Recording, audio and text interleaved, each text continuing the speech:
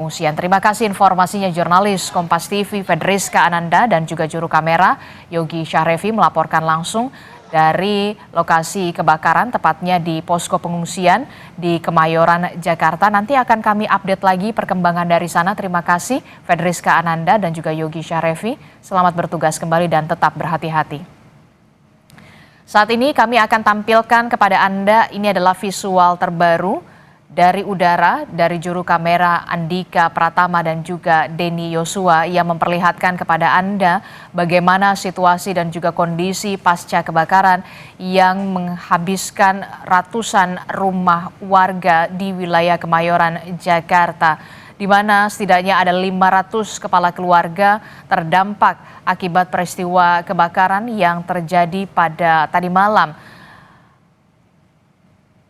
Petugas pemadam kebakaran berupaya memadamkan api secara maksimal di wilayah pemukiman padat penduduk ini. Upaya pemadaman api dilakukan selama 7 jam lamanya dengan mengerahkan puluhan personil pemadam kebakaran dan juga belasan mobil pemadam kebakaran untuk memadamkan api. Upaya pemadaman dilakukan selama 7 jam dan api berhasil dipadamkan pada pukul 4 pagi tadi. Saat ini, saudara, seperti yang kita ketahui dari laporan jurnalis Kompas TV Fedriska Ananda dan juga juru kamera Yogi Syahrevi yang melaporkan bahwa memang ada beberapa posko pengungsian yang sudah didirikan atau tenda pengungsian yang sudah didirikan. Ada 6 tenda posko pengungsian yang sudah didirikan dan juga ada dapur darurat yang juga sudah didirikan.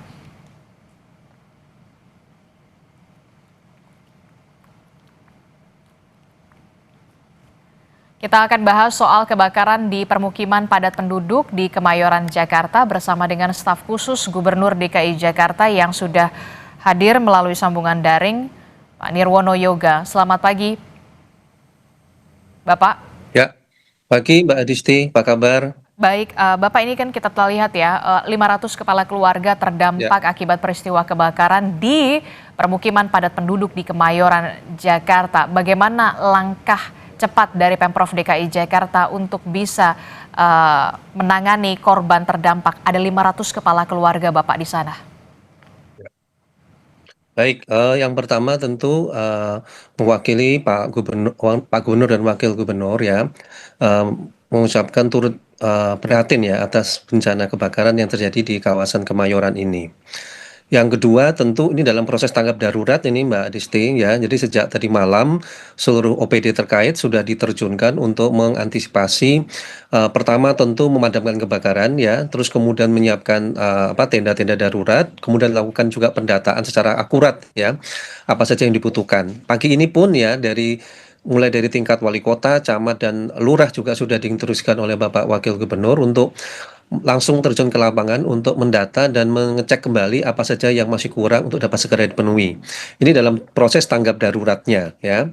Sementara itu untuk tahap kedua nanti setelah tanggap darurat ini tentu OPD terkait juga sedang melakukan pendataan ulang terkait dengan bagaimana penataan ke depan kawasan yang terdampak kebakaran ini untuk ditata ulang. Nah ini tentu bagian dari ada 3 yang sedang bekerja keras, yaitu Dinas Citata untuk mengetahui cek kembali tata ruangnya, kemudian Dinas Perumahan Rakyat dan Kawasan Permukiman untuk memastikan bentuk penataannya, dan ketiga tentu dari pihak Wali Kota Jakarta Pusat untuk memastikan kondisi sosial masyarakatnya. Ini yang sedang disiapkan Mbak Adisti. Oke. Saat ini proses tanggap darurat masih terus dilakukan untuk bisa menangani korban terdampak dari kebakaran tersebut. Begitu pendistribusian bantuan juga dioptimalkan. Salah satu yang tadi disebutkan oleh jurnalis Kompas TV di lokasi kebakaran, saat ini warga membutuhkan toilet portable, termasuk juga bantuan bagi kaum rentan, lansia, ibu hamil, dan juga balita. Ini yang kemudian juga harus difikirkan. Tadi Anda sudah sempat menyinggung soal penataan ulang kembali di permukiman padat penduduk. Permasalahan klasik Pak di permukiman padat penduduk adalah soal sistem kelistrikan. Bagaimana pembenahan selanjutnya setelah ini? Ya, betul. Jadi harus diakui memang sebagian besar dampak kebakaran itu diakibatkan oleh hubungan arus pendek ya, korsleting di pemukiman-pemukiman padat ini yang hampir terjadi lebih kurang dari 70-80% penyebab kebakaran di pemukiman padat. Nah, ini tentu harus dilakukan dengan penataan ulang mulai dari kawasan pemukimannya termasuk juga nanti jaringan utilitasnya nih Mbak Adisti. Jadi tidak hanya sekedar membangun rumahnya saja tapi juga membangun jaringan utilitasnya. Ini yang sedang disiapkan tadi oleh Dinas Perumahan Rakyat dan Kawasan Permukiman. Kemudian yang kedua tentu ini terkait dengan jaringan utilitas ya, mulai dari nanti PLN-nya, terus gasnya juga ya, air bersih sehingga kawasan dapat ditata lebih baik lagi. Nah, ketiga yang tidak kalah penting, ini juga menjadi pembelajaran bagi kawasan-kawasan pemukiman padat lainnya untuk melakukan yang kita sebut audit, terutama audit jaringan listrik di pemukiman padat. Ada tiga persoalan utama sebenarnya Mbak Listi kalau kami dapat data dari Kulkarmat, yaitu pertama, jaringan listrik di pemukiman padat ini seringkali melebihi dari standar yang ada ya. Artinya pemakaiannya juga perlu dievaluasi kembali. Misal pemakaian listrik yang bertumpuk-tumpuk misalnya. Kemudian kedua yang juga dilaporkan ternyata kualitas kabel yang digunakan ini juga tidak memenuhi SNI sehingga kabel-kabel yang ada itu seringkali mudah terbakar. Ini juga menjadi catatan dari pihak PLN bahkan. Dan ketiga tentu adalah pemakaian yang bijak terhadap jaringan listriknya. Nah, tiga penyebab ini yang kemudian menjadi catatan untuk di pemukiman-pemukiman padat selanjutnya ya, belajar dari kasus-kasus kebakaran termasuk yang di Kemayoran ini. Untuk itu ke depan penataan yang tadi disampaikan itu tidak sekedar menata kawasan pemukimannya, tetapi juga menata kembali terutama jaringan listrik yang ada di pemukiman padat. Kira-kira itu yang sedang disiapkan oleh dinas terkait. Kemudian untuk menambahkan informasi nih Mbak Adisti, untuk ketersediaan air bersih, pihak PAM ya sedang melakukan suplai air bersih untuk mendata kekurangannya. Kemudian akan segera dikirim tangki-tangki air bersih. Kemudian untuk public toiletnya, toilet ya, ada dua OPD yang sedang menyiapkan. Satu adalah Dinas Lingkungan Hidup ya, yang menyediakan portable toilet. Kemudian juga Badan Penanggulangan Bencana Daerah yang juga menyediakan portable toilet untuk memastikan kecukupan dari warga. Sementara untuk kebutuhan anak-anak dan juga lansia, Dinas Kesehatan dan Dinas Pemberdayaan Anak juga sedang berkoordinasi untuk memastikan kebutuhannya.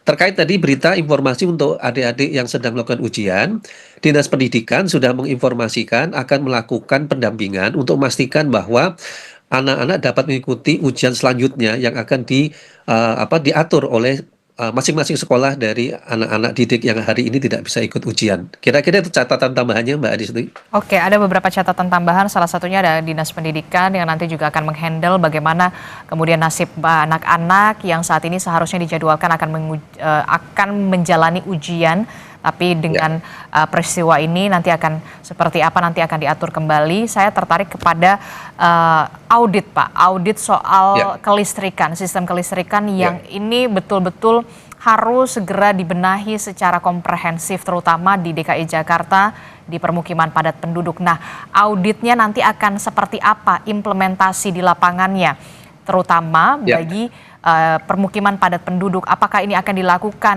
melalui layer RT, RW atau kelurahan atau kecamatan atau mungkin Gulkarmat setempat, dan apa sanksinya atau apa nanti implementasi seperti apa yang nanti akan dilakukan? Baik. Ada tiga catatan yang kami terima ya dari 178 terutama di RW yang padat penduduk ya. Misal kalau kita bicara selain Kemayoran ini kan ada kawasan seperti Petamburan, Taman Sari ya, Guntur ya. Itu beberapa lokasi yang merupakan kawasan padat penduduk yang menjadi catatan dari kawasan ataupun RW yang rawan kebakaran ya. Ini dari data dari Gulkarmat ya. Sementara dari Badan Penanggulangan Bencana Daerah ada tiga yang sedang disiapkan ya untuk mengantisipasi mitigasi bencana kebakaran tadi Mbak Adisti. Yang pertama tentu bersama ada tiga pihak ya, bersama pihak PLN, kemudian juga dari Gulkarmat dan juga dari pihak kepolisian itu akan melakukan atau pemeriksaan jaringan listrik di kawasan yang rawan kebakaran tadi untuk memastikan pertama tadi jaringan listriknya tadi benar-benar tidak tumpang tindih ya seperti yang kita ketahui di pemukiman padat. Kemudian juga melakukan pengecekan sampai dengan ke tingkat rumah atau hunian memastikan bahwa kabel-kabel yang digunakan ya untuk ngecas baterai ataupun HP ya misalnya itu ya, jaringan yang digunakan adalah listrik-listrik yang berstandar SNI untuk memastikan bahwa kabel tadi tidak mudah meleleh misalnya sehingga mengantisipasi terjadinya hubungan arus pendek. Dan yang ketiga akan disiapkan selain jaringan listrik tadi itu, yaitu semacam posko untuk rawan kebakaran. Jadi ada petugas-petugas sukarelawan nanti yang melakukan penjagaan atau mitigasi bencana kebakaran. Artinya begini, jika terjadi kebakaran, posko-posko relawan ini tahu melakukan apa dan bagaimana untuk memperpendek atau tidak mempersempit jaringan kebakaran yang akan terjadi di kawasan tersebut. Nah, ini yang tengah dan siap dilakukan oleh Gulkarmat dan juga BPBD-nya. Kira-kira itu informasi yang kami dapat. Terima kasih, Mbak Disney. Oke, termasuk juga data yang didapatkan oleh Pemprov DKI Jakarta, ada berapa kelurahan atau wilayah yang kemudian menjadi atensi untuk segera dibenahi, untuk segera diaudit, jangan sampai peristiwa yang ada di Kemayoran Jakarta ini juga melanda wilayah lain di Jakarta. Ya, dari peta yang dibuat oleh Dinas Citata ya, peta dari Jakarta 1 ya, dari 5 tahun terakhir ini peta yang kami dapat, pemetaan ini merupakan superimpos ya antara Citata dengan Gulkarmat dan kemudian juga Badan Penanggulangan Daerah. Dalam 5 tahun terakhir ini tercatat setidaknya ada 178 RW yang rawan kebakaran ya. RW yang rawan kebakaran paling mudah kita tandai seperti daerah Tambora ya, terus kemudian Taman Sari, kemudian juga daerah utara terutama ya, daerah utara, barat dan timur bagian utara yang didominasi oleh pemukiman padat, Mbak. Nah, ini tentu yang menjadi titik awal dibandingkan kalau kita bicara di Jakarta Selatan misalnya ya, yang relatif lebih aman kawasannya. Nah, dari pemetaan itu kita bagi menjadi 3 prioritas ya. Yang pertama tentu kawasan yang paling rawan kebakaran, terutama didominasi oleh kawasan yang sangat padat penduduk, tetapi jaringan listriknya tadi bisa dikatakan kurang baik ya. Nah, ini yang menjadi prioritas utama yang tadi saya katakan, baik Tambora, Taman Sari itu prioritas utama kami. Kemudian yang kedua, akan dilakukan segera sosialisasi tadi audit bangunan terhadap kawasan yang paling rawan kebakaran tadi untuk mencegah kebakaran akan terulang. Dan ketiga tentu disiapkan juga posko tadi relawan supaya warga atau masyarakat yang tinggal di kawasan rawan kebakaran tadi juga memiliki sikap tanggap terhadap darurat kebakaran. Intinya kalau ada kebakaran, masyarakat tahu bagaimana mencegahnya, mempersempitnya, dan melakukan evakuasi sehingga tidak akan ada korban jiwa yang terjadi di kawasan tersebut. Nah, ini 3 langkah yang siap siaga. Sebagai tambahan informasi, Mbak Azisti, kalau lihat dari peta rawan kebakaran itu, pada setiap tahun itu puncaknya tuh ada di bulan Agustus dan September, itu bulan-bulan puncak yang paling banyak tinggi, atau paling tinggi tingkat angka kebakarannya. Ini tentu menjadi prioritas dari Pemprov DKI pada bulan-bulan yang paling rawan karena itu bukan puncak musim kemarau ya Mbak Desti. Nah, ini biasanya 1 hari bisa terjadi beberapa kali kebakaran. Nah, untuk itu yang tadi saya katakan dari peta yang kami dapat dilakukan pencegahan kebakarannya. Kira-kira itu Mbak Desti. Oke, jadi dari catatan Pemprov DKI Jakarta ada 178 RW yang kemudian menjadi wilayah rawan dari peristiwa kebakaran, apalagi ketika memasuki puncak musim kemarau, inilah yang kemudian harus diantisipasi oleh Pemprov DKI Jakarta. Saya ingin juga bertanya soal nasib warga yang kita tahu rumah mereka hangus begitu ya, karena memang api melahap begitu hebat di sana, bahkan mereka tidak bisa menyelamatkan harta benda mereka. Bagaimana dengan akan Pemprov DKI Jakarta, langkahnya seperti apa? Apakah akan membangun kembali hunian mereka di tempat yang sama atau kemudian akan ada relokasi? Tapi jangan dijawab dulu Pak Nirwono, kita akan saksikan jawabannya usai jeda, jadi tetaplah bersama kami dalam Breaking News Kompas TV.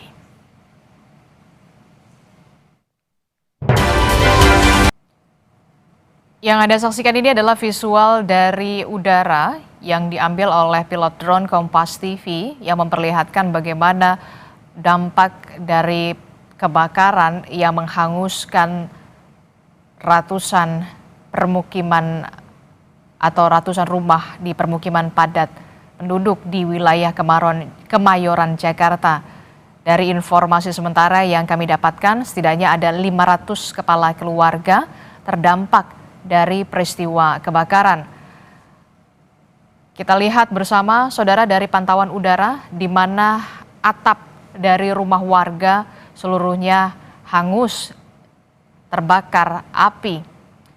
Hanya tersisa bangunan-bangunan tembok yang masih berdiri pasca peristiwa kebakaran yang terjadi pada tadi malam, saudara. 500 kepala keluarga terdampak dari peristiwa kebakaran yang terjadi pada tadi malam dan upaya pemadaman dilakukan secara optimal oleh petugas dari Dinas Pemadam Kebakaran. Api baru bisa dipadamkan setelah 7 jam upaya pemadaman dilakukan, Saudara. 500 kepala keluarga terdampak dan Pemprov DKI Jakarta sudah mendirikan beberapa tenda untuk dipakai sebagai posko pengungsian bagi warga yang terdampak. Tidak hanya posko pengungsian yang sudah didirikan, tapi juga ada dapur darurat yang juga sudah didirikan untuk bisa memenuhi kebutuhan makan dan juga minum dari warga yang terdampak dari peristiwa kebakaran. Perbincangan soal bagaimana antisipasi termasuk juga penanganan dari peristiwa kebakaran yang terjadi di wilayah Kemayoran, Jakarta. Kita akan kembali terhubung dengan staf khusus Gubernur DKI Jakarta, Pak Nirwono Yoga, melalui sambungan daring. Pak Nirwono masih bersama dengan Adisti di Breaking News Kompas TV. Tadi sebelum kita break, saya sempat menanyakan, ini kan kalau kita lihat ya secara langsung bagaimana visual dari pantauan udara di lapangan, bahwa ini sudah hangus betul, terbakar, tidak ada lagi yang tersisa. Bahkan apakah nanti Pemprov DKI Jakarta akan kembali membangun di wilayah yang sama, di tempat yang sama bagi warga terdampak, atau kemudian ada kompensasi mekanismenya, atau kemudian akan direlokasi, Pak? Baik Mbak Disti, jadi ada 5 langkah yang tengah disiapkan ya. Kalau tadi kita bicara paralel dengan tanggap darurat, maka ini tentu dalam konteks jangka menengah, jangka panjang ke depannya. Yang pertama, Dinas Cipta Karya, Tata Ruang dan Pertanahan ini sedang melakukan pengecekan kembali terhadap status peruntukan lahan di kawasan tersebut ya. Apakah kawasan peruntukan yang terdampak kebakaran ini status lahannya apa? Apakah memang zonanya untuk peruntukan perhunian atau untuk yang lain? Kemudian status lahannya apakah milik warga semua atau dimiliki oleh pihak ataupun kelompok atau perusahaan misalnya ya. Ini untuk memastikan langkah yang kedua. Jika zonanya zona hunian, terus kemudian status lahannya itu clear and clean milik warga semua, maka nanti akan masuk Dinas Perumahan Rakyat dan Kawasan Permukiman untuk membantu penataan ulang atau peremajaan kawasan tersebut.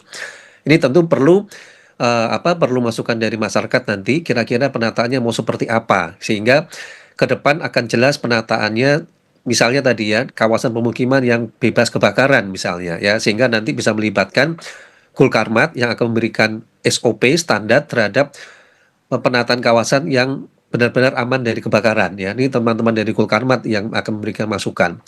Tentu nanti terkait juga dengan jaringan utilitasnya, misalnya tadi PLN-nya bagaimana, terus kemudian air bersihnya bagaimana, bahkan juga terhadap kemungkinan penggunaan gas misalnya, hingga penataannya benar-benar lebih bagus. Itu dengan catatan yang tadi kedua, yaitu zona peruntukannya memang untuk hunian dan juga kawasan status lahannya adalah memang dimiliki oleh warga secara clear and clean. Nah, yang ketiga, sosialisasi akan dilakukan kepada masyarakat tadi. Pertama, kalau memang sudah jelas zona peruntukan dan kawasannya clear and clean, tentu tidak akan menjadi masalah untuk dilakukan penataan bersama warga. PR-nya adalah kalau di dalam rencana detail tata ruang, peruntukan lahan itu bukan untuk hunian ya.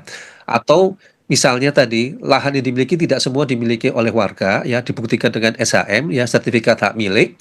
Sehingga status lahannya misalnya tidak dimiliki seluruhnya oleh warga. Nah, ini tentu nanti Dinas Citata ya, Cipta Karya tadi, Cipta Karya Tata Ruang dan Pertanahan akan mengecek kembali bersama juga dengan Kanwil Badan Pertanahan Nasional DKI Jakarta untuk memastikan ini bagaimana nih status lahan kalau akan dilakukan penataan jika tidak semua lahannya milik warga. Itulah yang kemudian perlu dilakukan nanti tahap mediasi dan sosialisasi agar langkah selanjutnya tidak salah langkah Mbak Adisti ya, kalau status lahannya tadi sudah clear and clean. Nah, kelima tentu nanti akan diambil implementasi. Kalau tadi semuanya sudah clear ya, hunian, peruntukannya jelas, tentu tidak akan ada jadi masalah. Artinya akan dilakukan peremajaan kawasan permukiman seperti biasa ya, tidak ulang lah dengan lebih baik tentunya ya. Namun demikian, kalau status lahannya ini belum jelas, kemudian peruntukannya tidak sesuai dengan hunian, tentu solusinya akan berbeda. Ya, misal tadi, apakah ada opsi relokasi ke rusun misalnya, ya, kalau memang status lahannya tidak jelas. Nah, langkah-langkah ini yang sedang disiapkan oleh teman-teman dari dinas terkait, Mbak Disti. Kira-kira itu langkahnya. Oke, jadi saat ini masih didata dulu ya, apakah memang Ya, peruntukan lahan yang menjadi korban terdampak ini, apakah memang lahan ini memang lahan hunian, mereka punya SHM ya, atau tidak? Kalau punya SHM nanti akan dibangun ulang, ditata ulang, tapi kemudian akan ada pertanyaan lanjutan ketika memang ini ternyata wilayahnya bukan diperuntukkan untuk hunian, apalagi warganya tidak iya. memiliki SHM begitu, akan dipikirkan lagi langkah-langkah selanjutnya, mekanisme selanjutnya. Nah, Ya. saat ini apa yang untuk jangka pendek, apa yang akan dilakukan oleh Pemprov DKI Jakarta untuk bisa menangani korban terdampak? Ya, tadi ya dalam waktu, 1-2 minggu ini tentu fokusnya kepada tanggap darurat ya. Tadi semua, warga mendapatkan di tempat evakuasi tadi secara layak tentunya segala kebutuhan terpenuhi semua dengan baik ya. Ini tentu makan waktu proses 1 sampai 2 minggu ya. Nah, pada saat bersamaan juga yang tadi kami sampaikan langkah-langkah tadi juga dipercepat untuk memastikan kepastian terutama kepada warga setelah 2 minggu mereka akan tinggal di mana ya, karena tidak mungkin juga tinggal di tempat darurat tadi dalam jangka waktu lama. Nah, ini tentu langkah-langkah cepat tadi yang sedang disiapkan oleh teman-teman dinas terkait, sehingga langkahnya diambil tidak salah. Kira-kira itu Mbak Disti. Jadi ini yang disebut golden time ya, ya waktu emas 2 minggu ke depan ini Mhm. untuk memastikan langkah konkret seperti apa yang akan dilakukan oleh Pemprov DKI ke depan ya. Kira-kira itu Mbak Disti. Oke, akan ada langkah cepat yang dilakukan oleh Pemprov DKI Jakarta untuk 2 minggu ke depan. Saya ingin tahu juga kalau Ya, misalkan ini kan masih pendataan ya, tapi kalau iya, ada beberapa rumah atau beberapa warga yang ternyata tidak memiliki SHM, Bapak, terkait dengan bangunan yang ya. mereka tinggali, bagaimana langkah yang nanti akan dilakukan? Akankah ada relokasi ke rusun atau kalaupun direlokasi ke rusun, rusun mana yang terdekat yang menjadi tujuan dari warga ini bisa kembali tinggal di Jakarta atau bagaimana langkahnya? Ya, ada 3 langkah ya. Yang pertama nanti jika tidak memiliki SHM berarti PR pertamanya adalah memastikan warga ini warga pendatang atau ber-KTP DKI ya, karena ini nanti akan menentukan langkah selanjutnya ya Oke, jadi harus yang yang di-underline harus ber-KTP DKI ya, Pak? ya betul, karena ini terkait nanti akan dipindahkan ke rusun, rusun mana ya. Karena kan salah satu syarat yang pindah untuk ke rusun tentu adalah kita ber-KTP DKI ya. Ini nanti menjadi catatan utama bagi warga yang ber-KTP DKI tentu akan diberikan pelayanan untuk dapat direlokasi ke rusun terdekat. Ini tentu nanti dari Dinas Perumahan Rakyat dan Kawasan Permukiman akan mengkaji rusun mana yang terdekat tentunya dan kemudian kapasitasnya. Kalau kapasitasnya masih bisa memadai atau mencukupi tentu akan memudahkan untuk dipindah ke rusun terdekatnya. Tentu prioritasnya itu. Nah, PR kedua tentu bagi warga pendatang yang tidak ber-KTP DKI ya. Ini tentu langkah yang diambil akan menjadi pertimbangan tentunya. Nah, ini terkait juga dengan asal daerah tersebut ya. Apakah akan kembali ke daerah atau ada solusi lain misalnya ditampung sementara di rusun misalnya Mbak Disti ya. Dalam konteks ini tentu, huniannya hunian sementara tinggal di Oke. rusun. Ini juga menjadi salah satu yang nanti bisa diambil alih Mhm, oleh pemerintah DKI Jakarta, mhm. tetapi juga dengan kerjasama dengan pemerintah daerah asal, pendatang tersebut. Nah, kira-kira langkah ini diambil untuk memastikan bahwa seluruh warga yang terdampak tadi mendapatkan layanan dengan baik dan manusiawi Mhm. oleh Pemprov DKI Jakarta kan, Mbak Desti. Oke, kita akan tunggu bagaimana langkah cepat dari Pemprov DKI Jakarta untuk menangani korban terdampak dari peristiwa kebakaran di Kemayoran Gempol, Jakarta Pusat. Terima kasih, staf khusus Gubernur DKI Jakarta, Pak Nirwono Yoga, telah bergabung bersama kami dalam Breaking News Kompas TV. Sehat selalu Bapak, Assalamualaikum, selamat pagi.